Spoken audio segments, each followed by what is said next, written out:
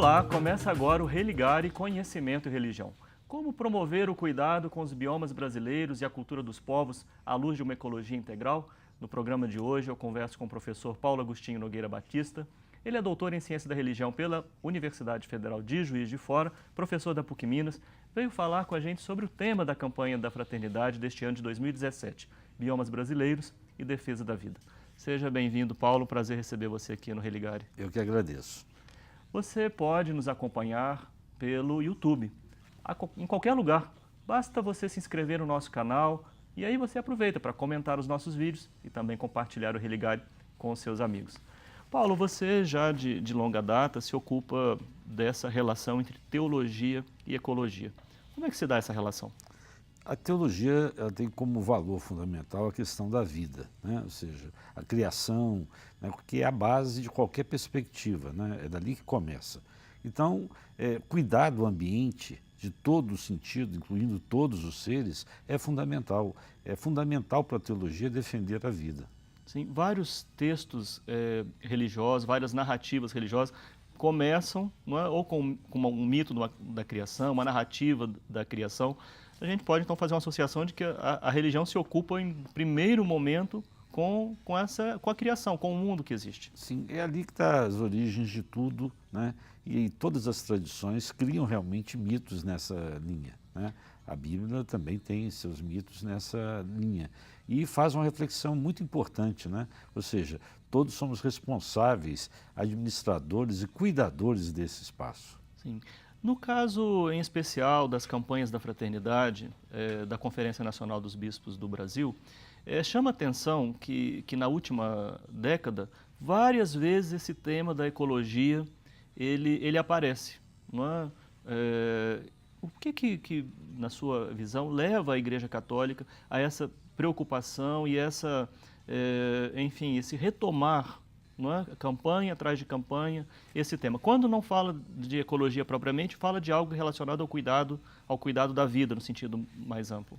Antes da década de 90 já aparecia. Sim. Com a Eco Rio 92, por mais razão ainda, se chamou atenção mundialmente, né, com a Agenda 21, com a Carta da Terra, com a Declaração da Biodiversidade, da importância de se cuidar. E a gente percebeu as consequências trágicas que isso estava trazendo, né? Na questão do desmatamento, da poluição, o agrotóxico, a água. Então são questões emergentes, né? E como a teologia se ocupa da realidade, é uma reflexão da realidade sobre a perspectiva da fé, essa realidade ecológica provoca a teologia a se posicionar.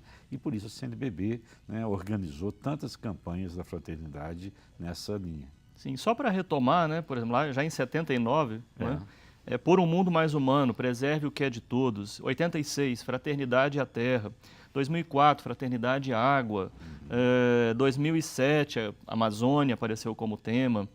2011, Fraternidade à Vida do Planeta. 16, a Casa Comum, nossa responsabilidade. E agora, esse ano, como diz aqui o texto base, nós estamos com o manual da campanha, elaborado pela CNBB, Fraternidade, Biomas Brasileiros e Defesa da Vida.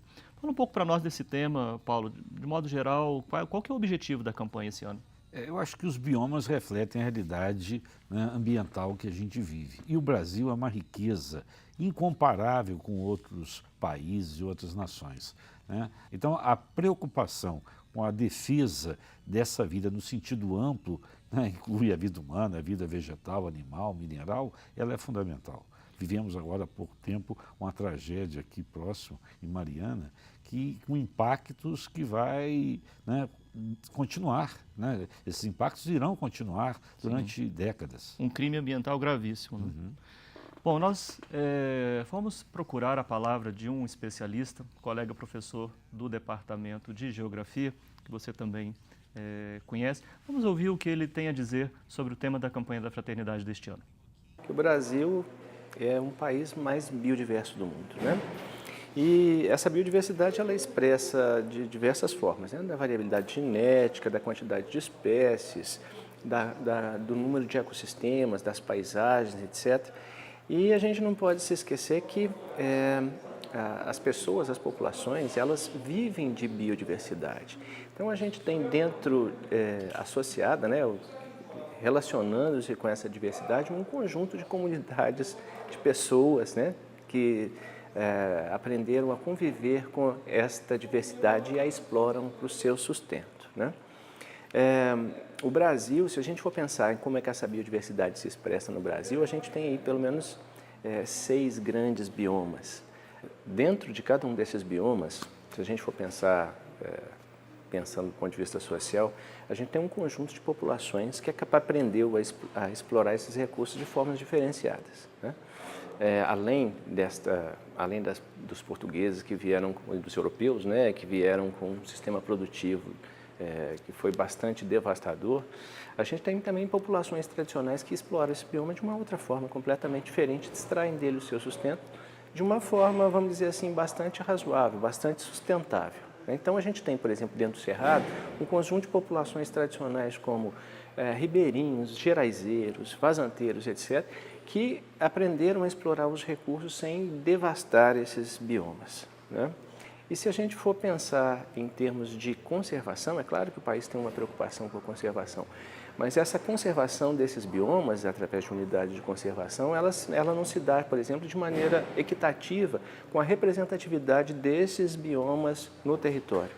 Então, tem biomas que ocupam aí 10% do território e vão ter algo como 8% de área protegida, e dentro dessas áreas protegidas, em unidades de conservação, você tem uma percentual ainda menor de unidades de conservação que limitam de toda forma o uso.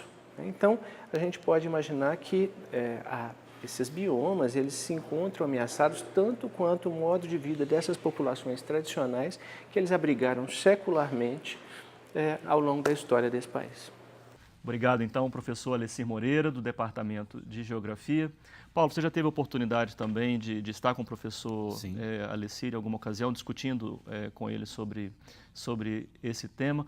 Qual que é a importância, né, dessa discussão e que desafios pastorais a Igreja enfrenta em relação a esse tema dos biomas brasileiros? Primeiro é importante, né, até pela tradição teológica e pastoral latino-americana, conhecer a realidade. A gente tem que conhecer. Então, esse ver que os especialistas mostram é importante em descobrir a riqueza e a fragilidade desse. Nós temos uma riqueza imensa, mas também estamos sofrendo, né, de muitos problemas, fruto, né, da ação humana, né, e mesmo do próprio ambiente. Então, acho que a primeira coisa é ver.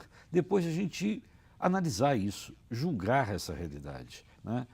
Como o Francisco diz na encíclica Laudato Si, não existem duas crises, uma ambiental e outra social, é uma crise só, né? E onde estariam as raízes desse processo? Em primeiro lugar, é que a gente vive uma concepção de vida, de mundo fragmentada.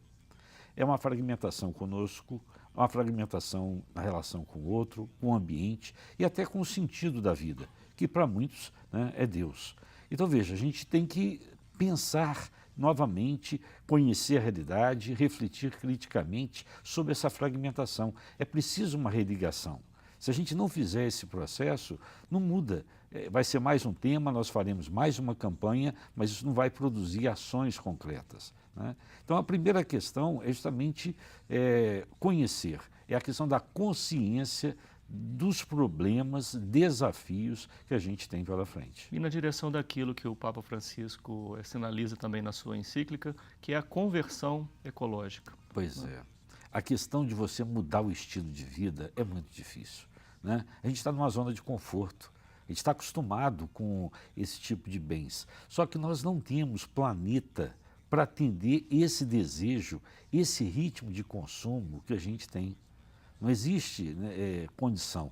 A cada ano se reduz o prazo que, né, na mídia saem essas datas, até quando a gente consumiu a energia que o planeta, né, oferece. Cada ano ele diminui. Nosso prazo está acabando. Já foi em outubro, daqui a pouco é setembro, porque a gente consome demais, a gente quer produzir cada vez mais e de uma maneira absurda, a gente não reaproveita, a gente não recicla, né? Então, esse processo eu acho que vai colocar em colapso as condições, né, que garantem a qualidade de vida. E quem mais sofre são os mais pobres, aqueles que já não têm condições, né, dignas.